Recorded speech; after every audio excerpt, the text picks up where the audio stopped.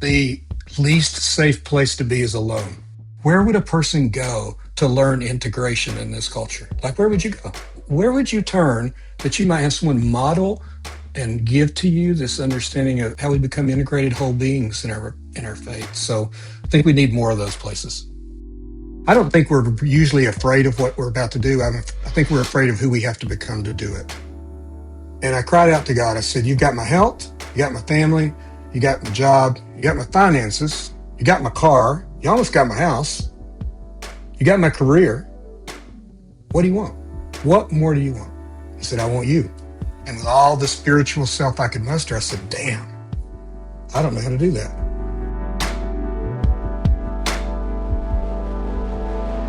Welcome to the Follow Podcast, which is built around one core conviction. If Jesus was right about God, about life, about the human soul, then it makes sense to rearrange our lives around what he said is true. And that's what we're exploring together. What Jesus said, why it's true, and how to actually rearrange our lives around it. Rick Dunn, I'm very excited that we're sitting here with you. You are, as we know right now, at the apostolic headquarters of Whitehorse. That's it. Worldwide apostolic, world, by the way. I did not get that right. Hey, do this because there will be some of our listeners who may not know what you're up to, but give us, Sure. You are a pastor, thinker, writer, coach extraordinaire. And when I say coach, not just a metaphor, you're a for real coach, like basketball coach, baby. Right. So tell us what you're up to right now. Give us a little background on your life, man. Sure. It's great to be with you and Steve. Really great just to have a conversation with you. Whether we recorded it or not, I was going to have a great time. Yeah, agreed. I have, over the course of my life, I've had three what people might call careers, but it's the same vocation. I was a university professor in a Christian college and seminary where I helped really try to understand how you actually help a person grow into being an effective steward of their spiritual gifts and their relationship in Christ with the world. So that was my first season. My second season, 2.0, same vocation, different career. I led a church for 22 years, the lead pastor. Very young church, very young leaders. Led it through a lot of transition early on, developed it, kind of aged out one set of staff and brought in a new staff and then handed it off to the new staff to lead. And that started 3.0, same vocation. Now I just come alongside leaders from various churches, nonprofits. I'd say 80% of my time's in that world because I just have such a heart. I think alone is the worst place to be in leadership. And I want to make sure that I provide those resources through what Whitehorse Leadership Initiative does.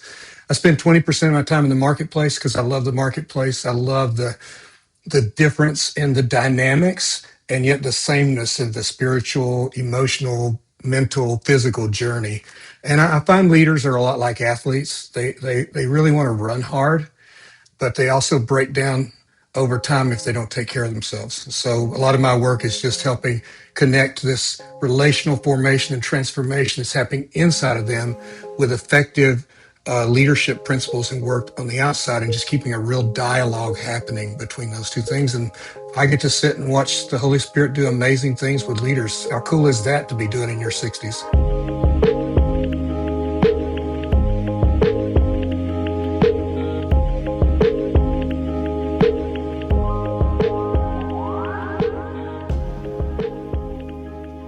You've been in people's lives, like you said, these have been same vocation in different forms in many ways. And I spent a decade coaching AAU basketball too, and it's the same thing.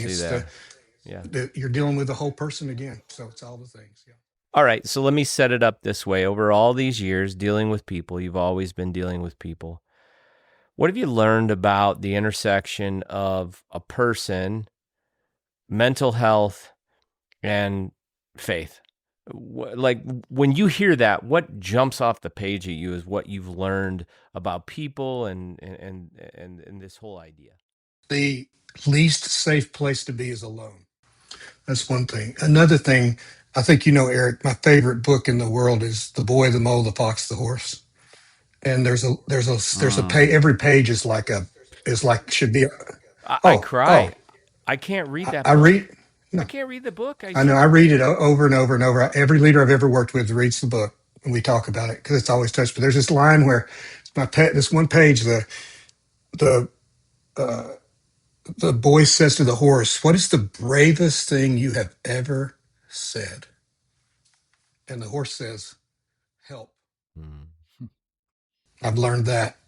I've learned that the natural path of all things is disintegration, and the formation and transformation pathway is integration.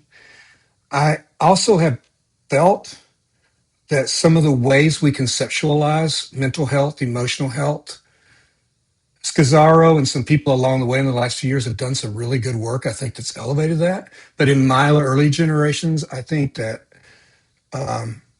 and even now, I think that there's a degree to which we separate all these things out and don't realize how holistically we are made, organically we made.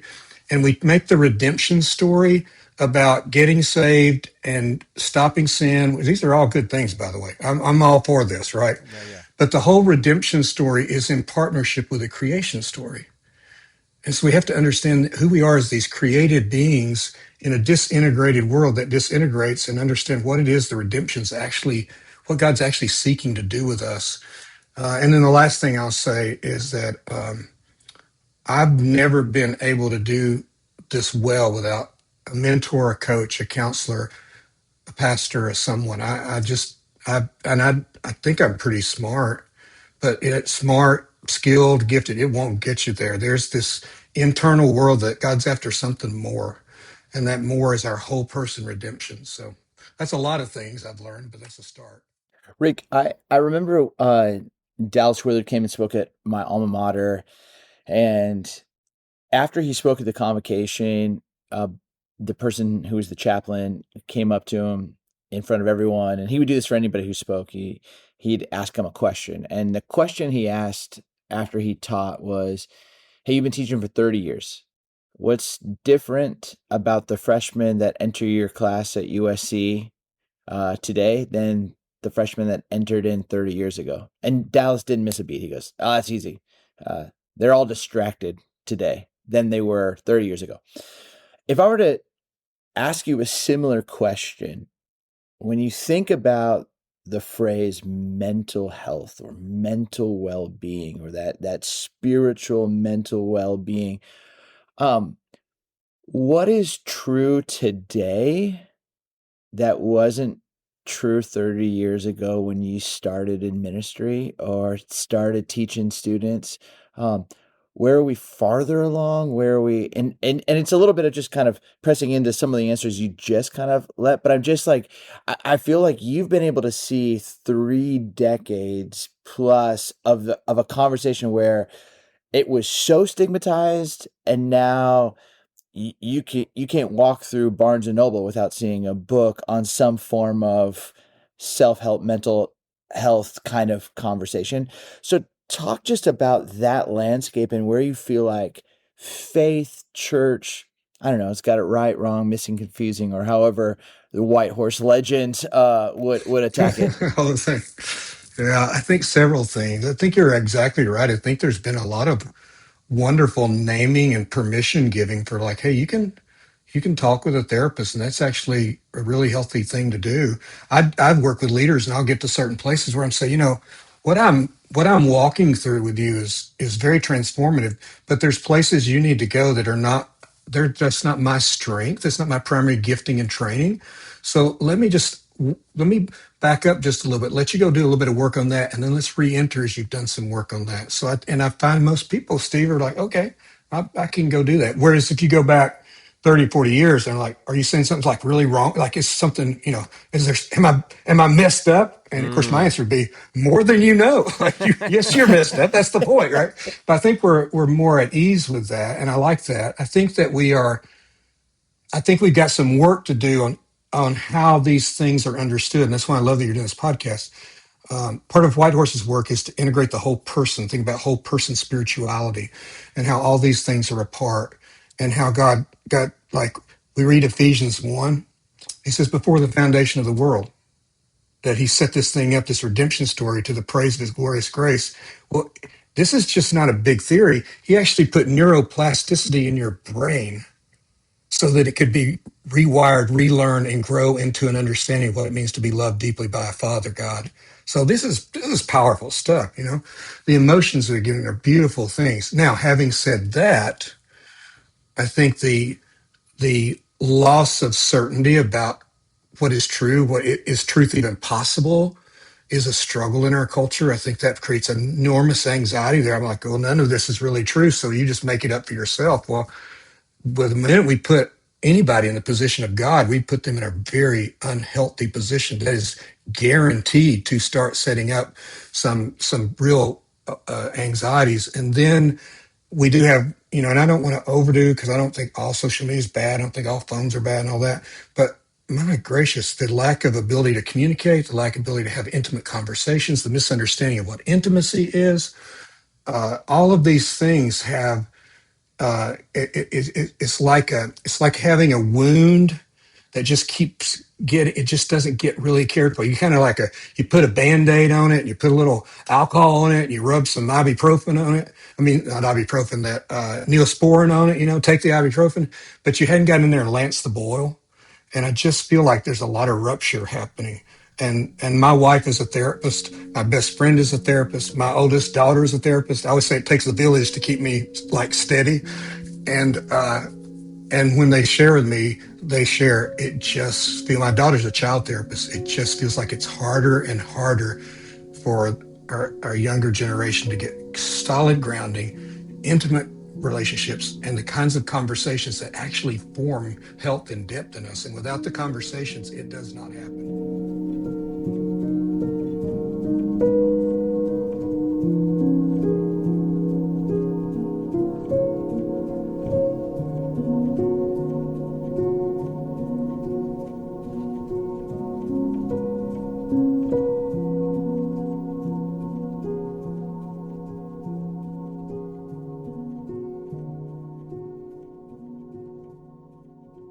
Do you, if you were to take that one step further, you're dealing with leaders, always have been dealing with leaders, really, right?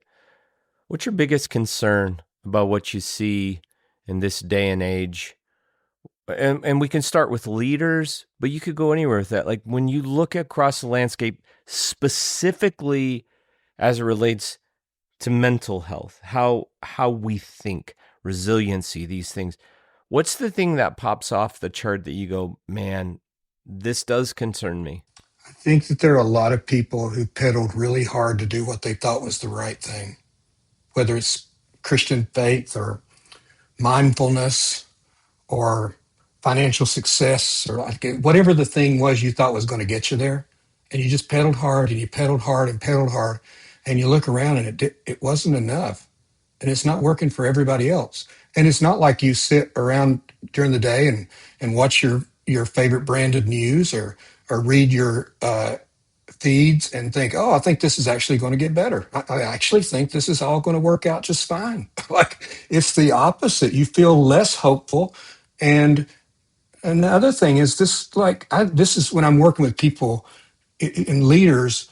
I love working with a person who's gotten far enough to know this isn't going to satisfy. Like I thought when, you know, that if I ever get to this place, when I get to this place, then man, it's going to be, and you get there and you're like, the internal turmoil is louder than it was when I started.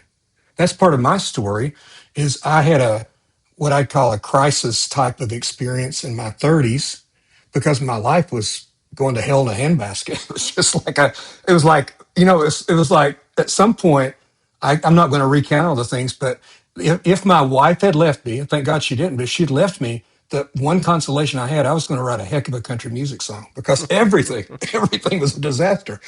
And I went and worked through that and did some really good things. And I got some counseling and got some help. And that kind of made sense. You know what didn't make sense is when, like, let's see, 20 years later, everything looks great. And it comes up again. Mm. And I am really scared. Because when it hits the fan, I understand my mental health and emotion. I understand I'm a hot mess. I struggle a lot with my anxiety, internal world.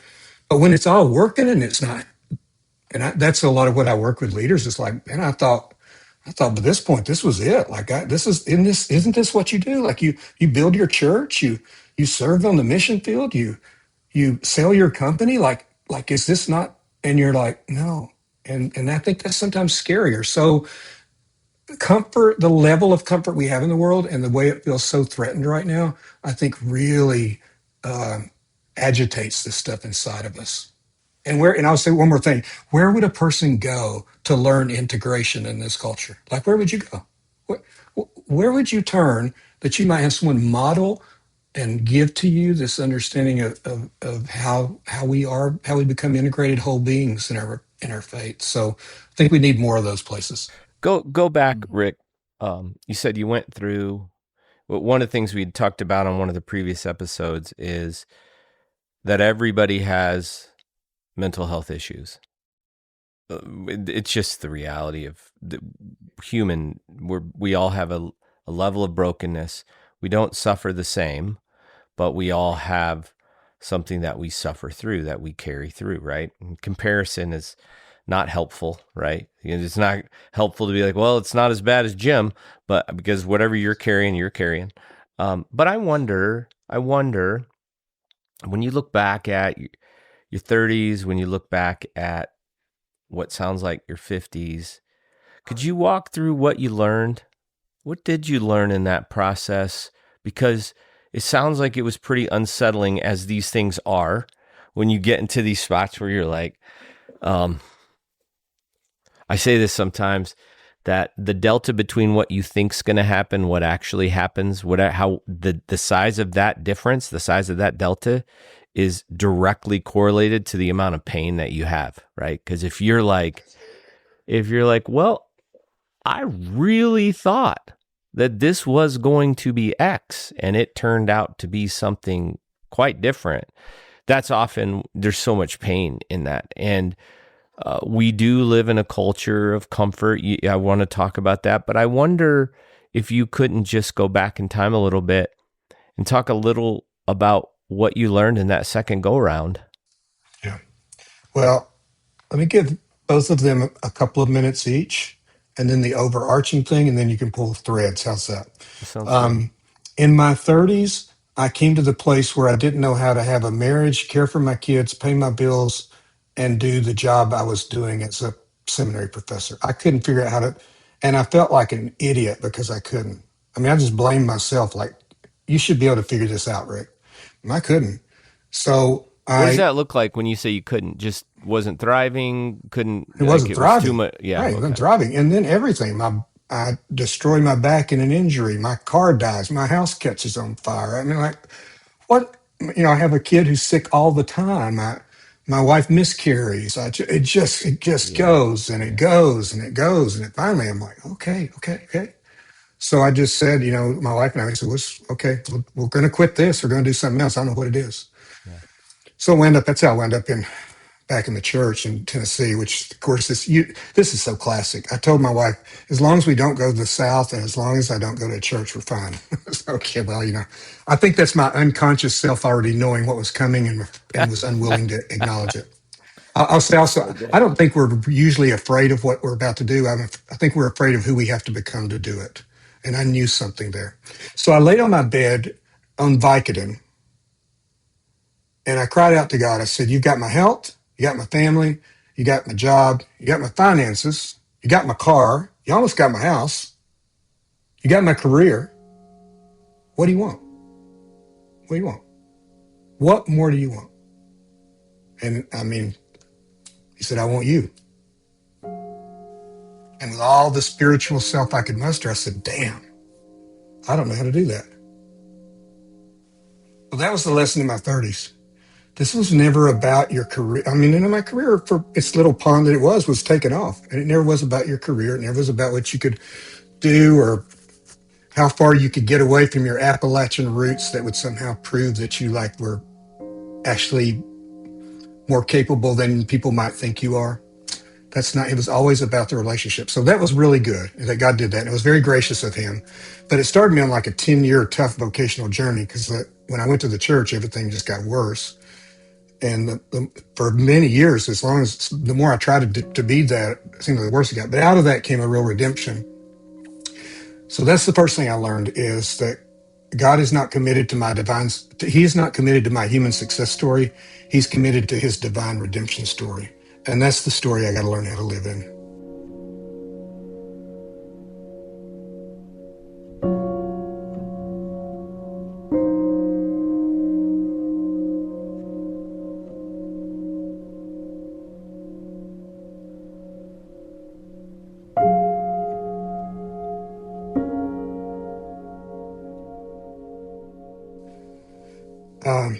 And Eric, I didn't know at the time how unable I was to live in that story emotionally and mentally. I didn't know. I didn't understand. If I'd understood, I'd have done some more about it. I just didn't know. So I have tons of compassion on people like, I don't know, what am I supposed to do with this? I'm like, I know, I've been there.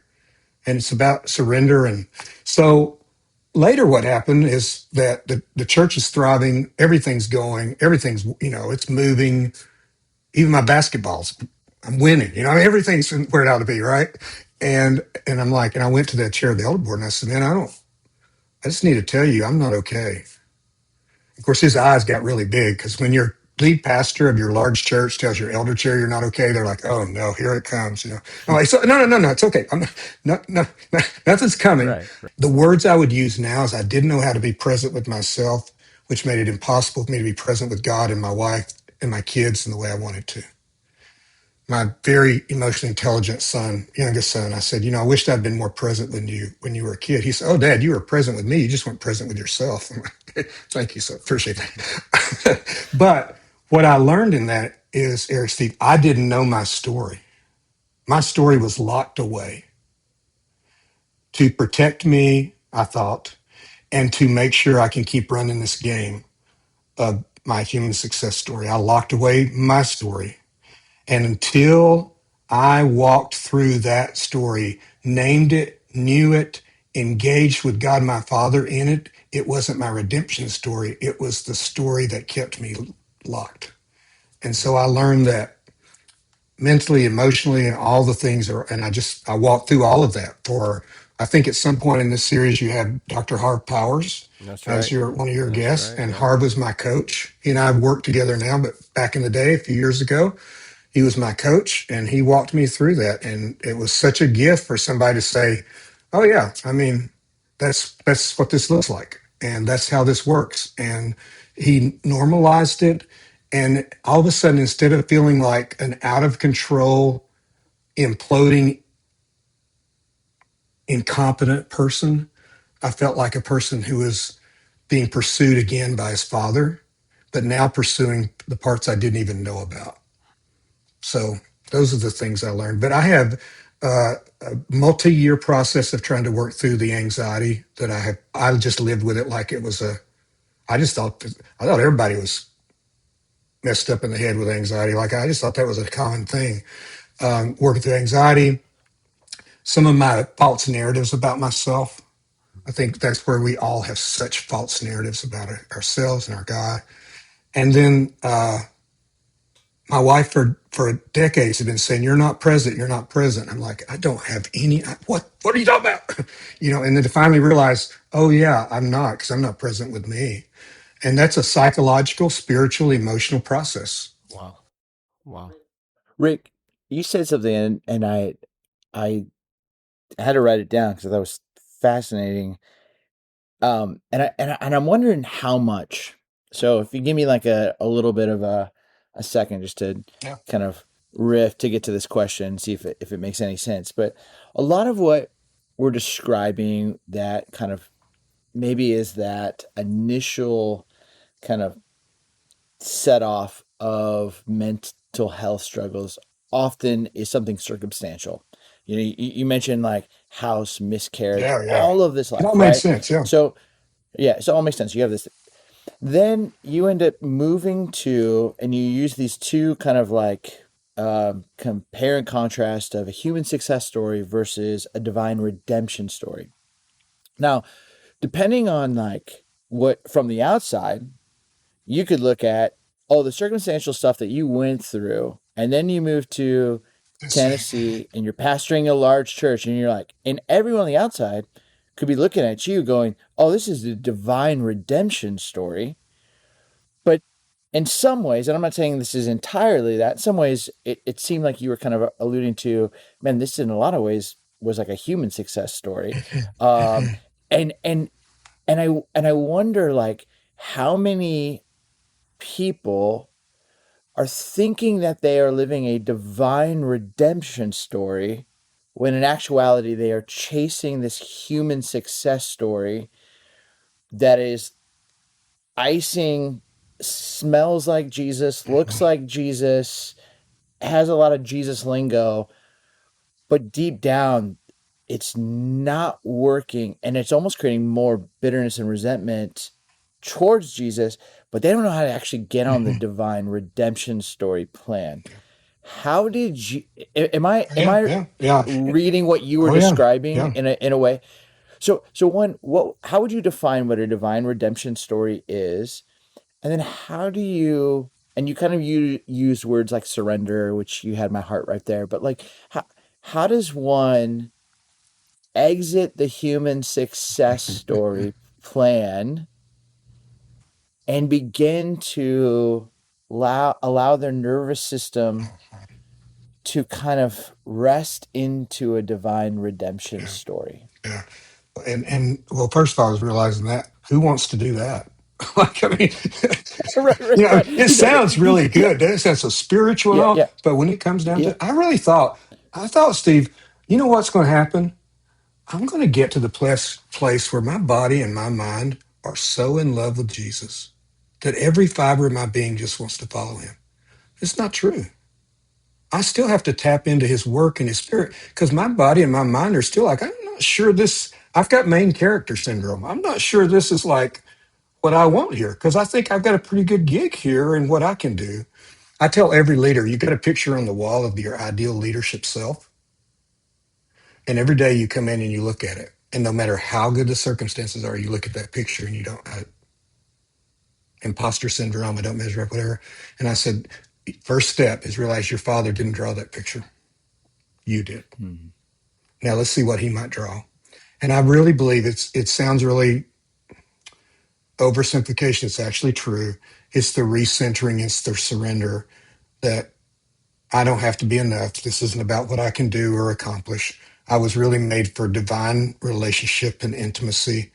If you get into the counseling world, I'm an objects relation conceptual person, and it's about relationship.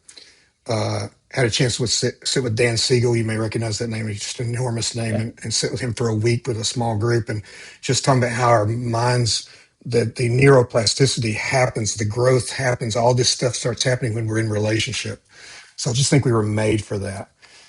And so when a leader or a person, when anybody says, you know what, I'm going to surrender this main character syndrome, and I actually think my father, uh, he loves me and he values me. And I think that's actually all I really ever needed and wanted.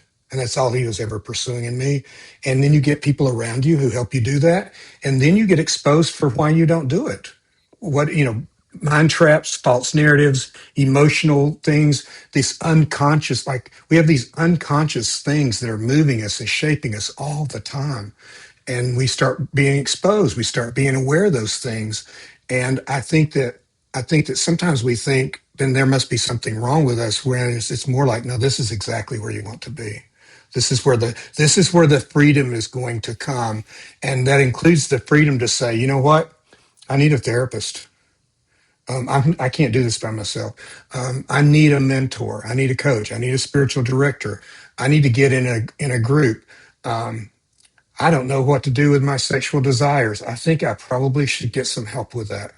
I don't know what to do with this SOB critical voice in my head that just beats the crap out of me every night, no matter what I do. And every time somebody says something to me negative, it's like it's giving it a hammer. I think I probably need some help with that. I, I, I'm struggling with depression and I can't find my way out of it. And it's releasing the thought that, well, I should be able to work my way out of this. All of those things, I think, is when you just stop saying you're enough. You know, so there's a name for what you're describing. It's just called narrative identity. So, like Dan McAdams does a bunch of work on this, right? Where he talks about, he's done tons of research. He's out of Northwestern and tons of research on the story we tell ourselves that Yes. actually we don't just have experiences, we actually weave them into a narrative. That's what we do, All the time, right? every day. That's what we're doing. And so That's what there we're is doing. this like two people can, and we've seen it. You can go through the same things, right? Go through the exact same things. So house burns down, pets' heads fall off, all the pieces. And if you, I'll use it this way. If you weave that into a narration of contamination story, like I'm just bad, I'm just Yes. cursed, versus going through the same, and this is what you were talking about, Rick, going through the same thing, and you weave them into a redemption story, the outcomes truly are different. They are truly different, but I think this is what you're talking about, and why when we talk about friends, coaches, therapists, is that, and there are actually forms of therapy that begin to get down to narrating at the sentence Right. level, but it Yeah. is going through the sentence level and going, wait, hold on, hold on, hold on.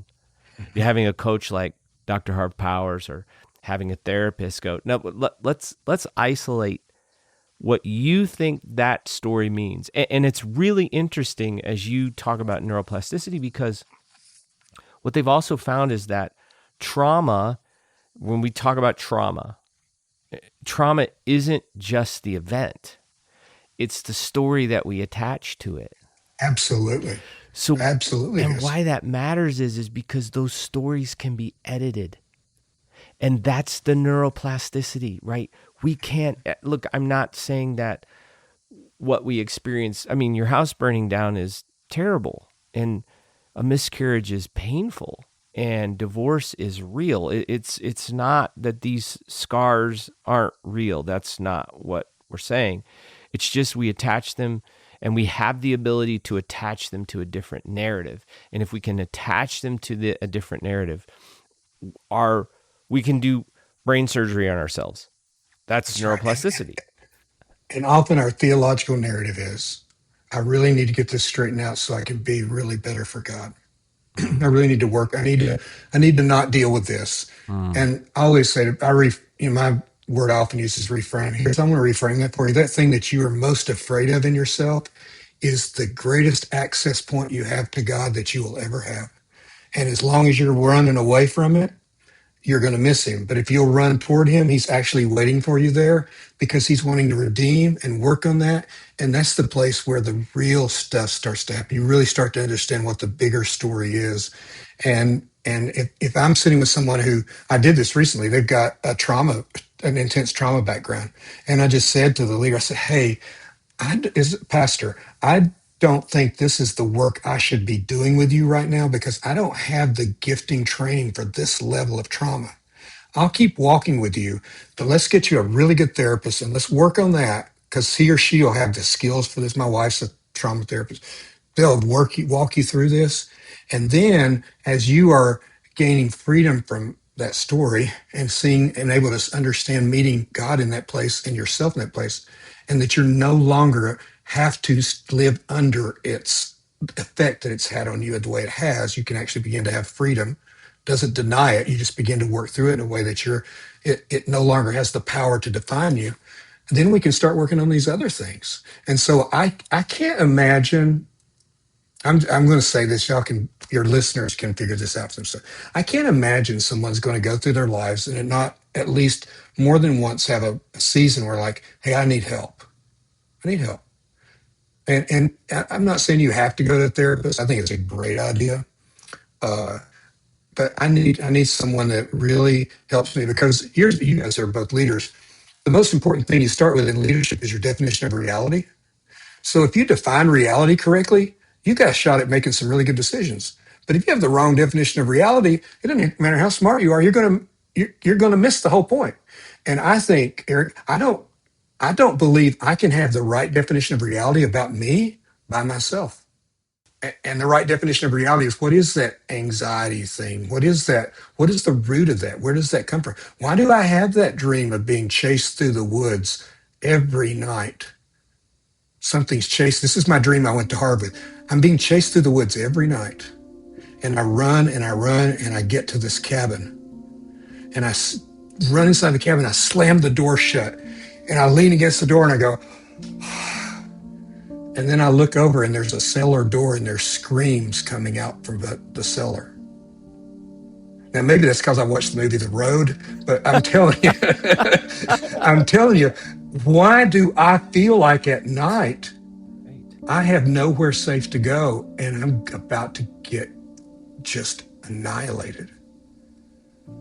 Well, that's a spiritual thing, but it's also a mental thing, and it's an emotional thing, and it's an unconscious part of my story. And without somebody to hold space with me for that story and make it safe for that story to come out, I'm going to keep living like that.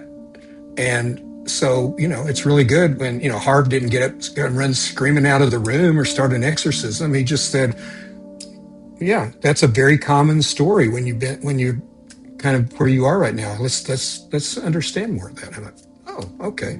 So, yeah.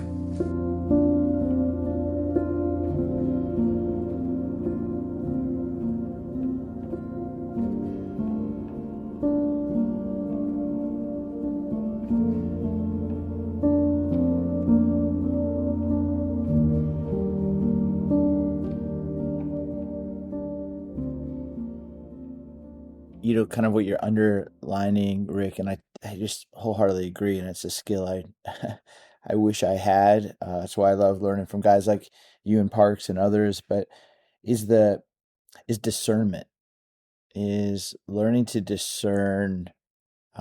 Is this the proper definition of reality? Is this something I need help with? Is Yes. this is this do I have the right characters in my life right now? Hmm. Um, it feels like one of the like if you think about working out, like I feel like a lot of leaders have skipped leg day when it comes to discernment. They've worked other muscles out, Hmm.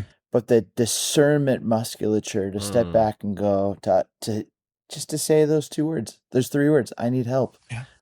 To be able to look at a situation, and as you were talking about, Parks, like, man, I often say people are people are very perceptive. They're just crappy interpreters of Yeah. reality. That's so true. That's, I They're love yeah. that. they're I love good. Yeah, that. me too. They're good at what they perceive. Yeah. Yes, you're perceiving it. It's just the story you are telling, and you're not discerning that perception biblically.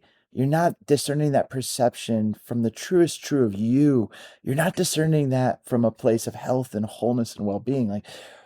And and again, three of us have a ton of training, a ton of resources, a ton of people in our lives, but it's like, man, that muscle to get there Yeah. just takes pain on a stick and Mhm. time and vulnerability and surrender. Yeah. I say all that to go, percentages of leaders that you've worked with that you go, man, they are like tone or above average strength and discernment. Are we is or percentage that are just, man, have not worked that out, and they actually think they are really good at Yeah. discerning. Like they've tricked themselves to think like, oh yeah, I'm good at this, I don't need the help. Yeah. I yeah, does it make sense? It makes a ton of sense. I think, Steve, I would just say it's that I'm going to focus it. It's that willingness to actually have discernment about yourself. I think Huh. that's the readiness thing. We have a phrase we use in Whitehorse, compassionate, courageous curiosity. I'm going to approach myself with compassion because I'm already pretty sure I'm a hot mess. However I might line up in your psychological analysis of me, I'm pretty sure there's a mess going on in here. I got so much evidence of that. And I'm going to be courageous because when I see it for what it is, I'm not going to walk away from it, because the moment at which you Mm. can't name something is the moment you're being invited into his naming it. This is so important. The moment you can't name it, which is the thing, when a leader can't name something, understand something, the tendency is to double down on what they were doing before, work harder, do harder, get away from that thing and get back into certainty as if there was a thing, and at least their mind certainty. And that versus like, no, I'm going to say right here, because his love is going to cast out that, his love's going to meet me in that fear. And I'm just going to be curious. And it's going to take me a long time to what's underneath here didn't get here overnight. So I just want to be curious about that. So being curious, being courageous, being compassionate. It's a very simple application of Jesus Christ came full of grace and truth. Give your walk in grace and truth, but man, just want to know. And I'm a little bit skewed, Steve, because if you don't want to do that, you don't walk with me. Like it's real.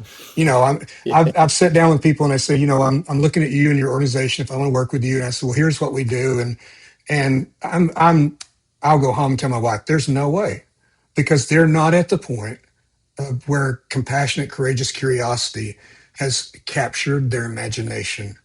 And that doesn't mean they're good or bad. It's just that they're not there. But if you're not there, then pretty soon your eyes will cross sitting with me, because I'm just going to keep asking you with me to seek how the Holy Spirit might show you something. Can I get one more thing? I feel like I'm going long on this one, but No, you use the please. word you use the word vulnerability. Here's the thing, okay? What do I need every day that I'm like, this, I got to have this every day if I'm going to be a parent, a husband, a dad, a husband, a leader? I need wisdom, I need strength, and I need courage. Pretty much. Pretty much. If I could get those things, I think I can get through this. Well, what's the biblical model of wisdom? Uncertainty. You ask for it because you don't have all that you need. Well, what's the biblical model of strength? His grace is sufficient for your weakness. That's where your strength comes from. Well, what's the biblical model for courage?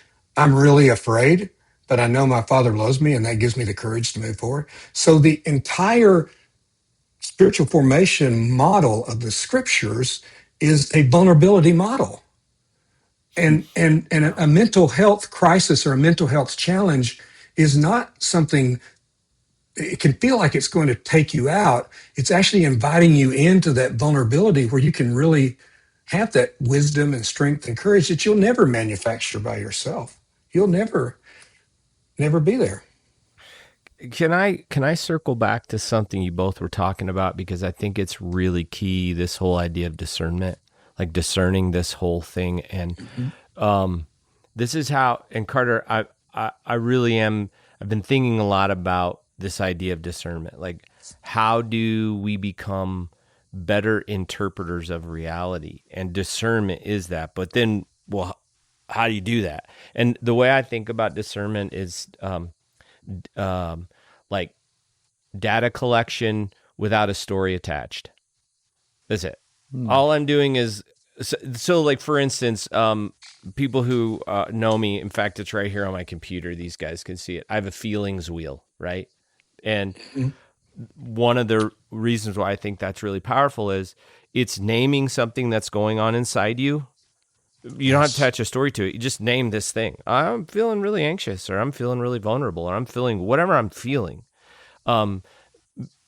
It's information. It's information. There's other pieces of information that we gather in the discernment process, right? Without attaching a story to it.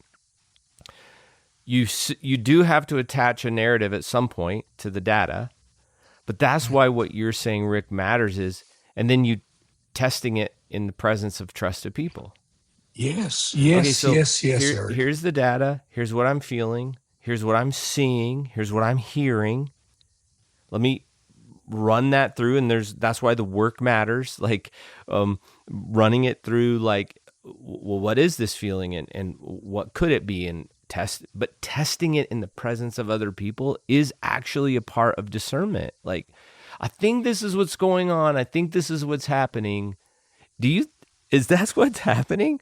Like Carter has been this, he knows like, man, I love Steve because he's walked through I met him in one of the toughest seasons of my life.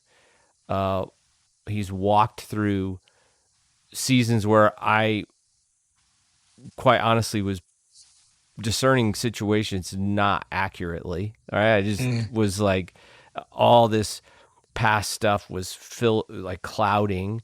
And he was always a trusted space where I could test discernment. And I trusted him. And so when Steve would say, yeah, man, I maybe not exactly the way you're thinking about it, like maybe not, it did reframe, it helped me go back and go, okay, then let me look at the data points again. Let me just look at the data points again. And I want to say this last thing about feelings. I don't want to disregard feelings, but Dallas said it this way. He said, they're great servants, terrible masters, you know? And that's the part where I let a feeling, I attach a narrative to it and I let it win without running it through a process of discernment and testing it in community coaches and people I trust.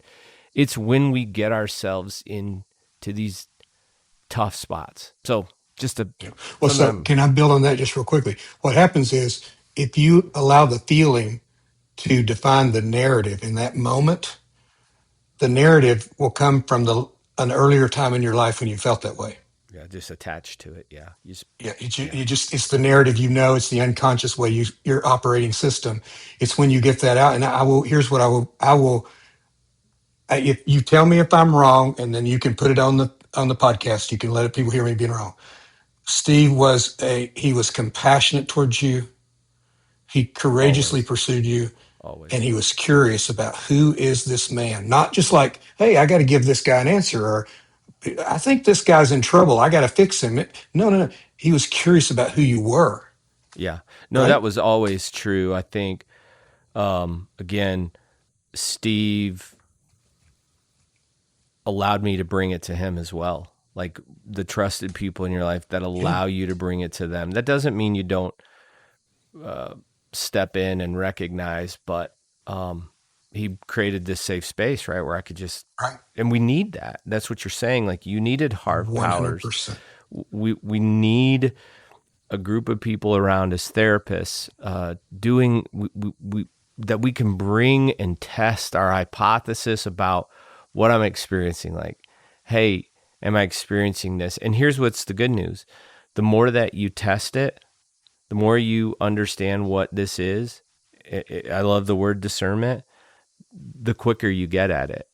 It's sort of like Where's Waldo, you know?